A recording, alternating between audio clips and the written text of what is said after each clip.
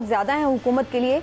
एक जानिब हम देख रहे हैं कि बढ़ती महंगाई जो कि मुसलसल ही इस हुकूमत के दौरान बढ़ती चली गई है, अभी तक इनके काबू में नहीं आई है और अब फिर एक नई लहर एक्सपेक्टेड है जैसे ही रमजान शरीफ का आगाज भी होने वाला है। तालिब साहब, पहले आपकी तरफ आते हुए प्रायोरिटी क्या होनी चाहिए गवर्नमेंट की? सर, सबसे बड़ा मसला इस वक्त ऑपोजिशन से निपटना है या फिर जो आवाम के मसले महंगाई वगैरह उनसे निपटना है? बिल्कुल, ऑपोजिशन से तो हो गया है मामला।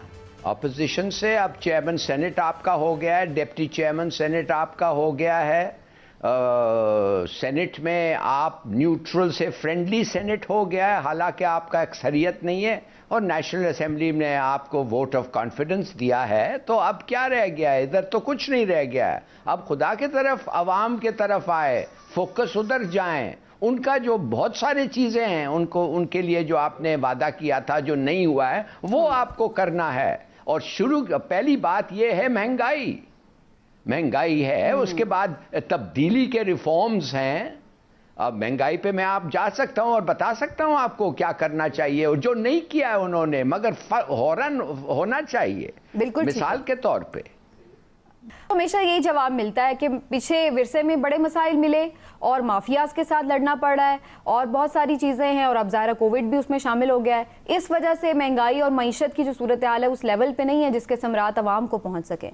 आप क्या समझते हैं कि वाकई ऐसी ये वजूहात ऐसी ही हैं जिनसे निपटा नहीं जा सकता था? देखिए समीना, दो बड़ी बुनियादी बातें जो हैं, पहली बात तो ये है कि मुल्क की मईशत, किसी भी मुल्क की मईशत का एक बड़ा गहरा ताल्लुक होता है सियासी इस्तेहकाम से या सियासी अदम इस्तेहकाम से। जिस मुल्क में सियासी अदम इस्तेहकाम हो, उसकी माशी पॉलिसी, उसकी मईशत जो है वो पिछले अगर 50-100 साल की कोई डेटा इकट्ठा कर लिया जाए जो IMF ने किया है, तो मईशत जो है वो सीधी सिमत पे नहीं चल सकती अगर आपके मुल्क के अंदर सियासी अदम इस्तेहकाम है। दूसरा एक बड़ा गहरा ताल्लुक जो है वो महंगाई और अपोजिशन के दरमियान में है। ऑपोजिशन में समझता हूं कि किसी किस्म की कोई थ्रेट नहीं है हुकूमत के लिए, ऐसी हुकूमत जो आवाम के लिए काम कर रही हो, जिस मईशत के अंदर महंगाई ना हो। तो ये दोनों जुड़ी हुई चीजें हैं।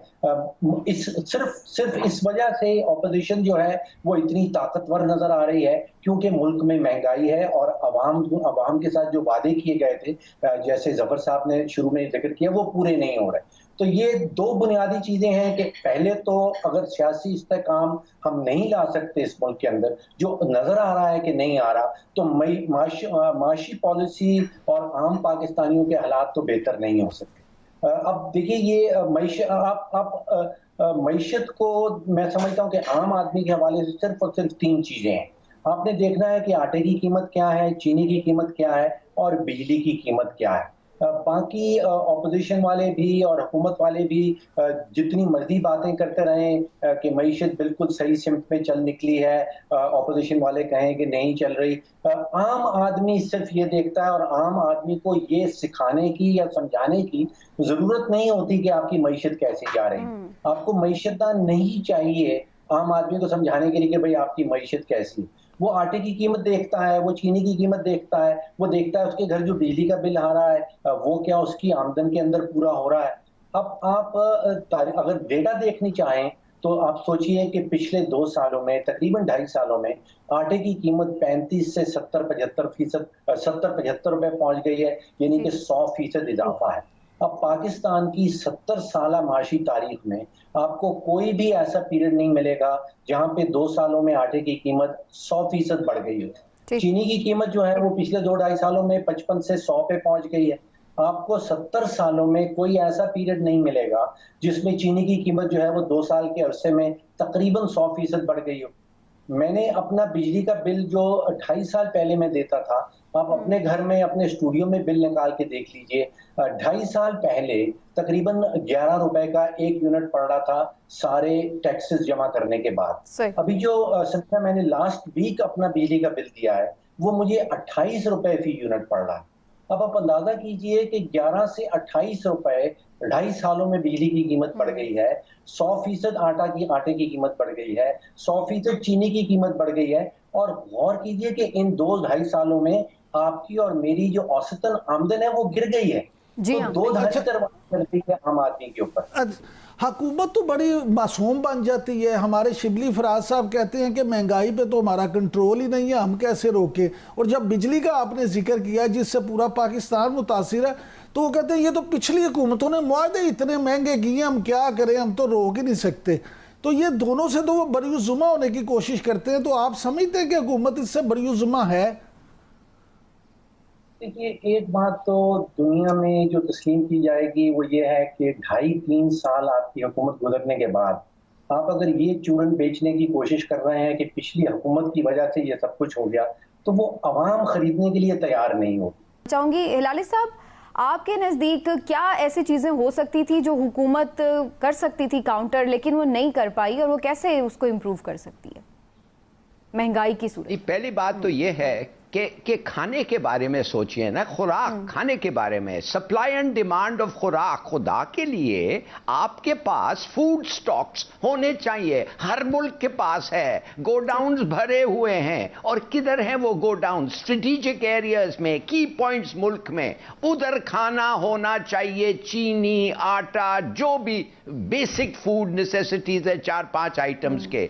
उसके बाद आपको एक डिलीवरी सिस्टम होनी चाहिए। जब एक जगह में कमी होती है, प्राइसेस बढ़ जाते हैं, लोगों को तकलीफ होती है, तो दूसरे जगह से पहुंचते हैं वो। आपके पास एक एफिशिएंट डिलीवरी सिस्टम। तीसरी बात यह है, क्या भाई आपके पास पूरा एक डिस्ट्रिक्ट एडमिनिस्ट्रेशन है, 200 साल से ये चल रहा है, उनका काम ये है कि मॉनिटर करना मार्केट को प्राइसेस में, और जब प्राइसेस गिरते चढ़ते हैं तो इन्फॉर्म करना। ये then the truck service efficiency delivery system, efficient delivery system kicks in, सामान वो आता है। और उसके बाद होर्डर्स को और फ्लीसर्स को, जैसे शुरू में मैजिस्ट्रेट्स तो 3 महीने हम लोगों को देते, वो ये था इजाजत थी पनिशमेंट करने के लिए। होर्डर्स और ये लोग जो कीमतें बढ़ाते थे, इनको तो हम बख्शते नहीं थे।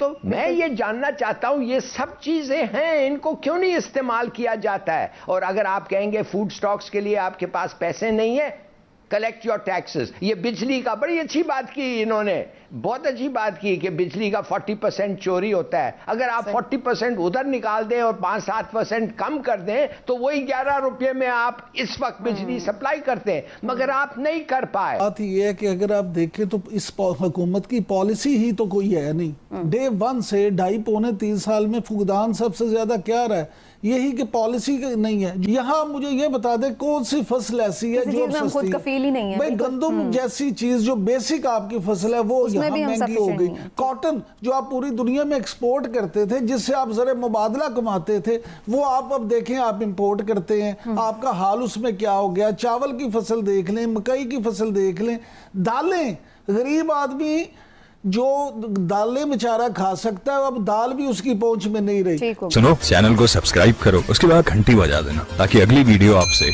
मिस ना हो पाए। Thank you.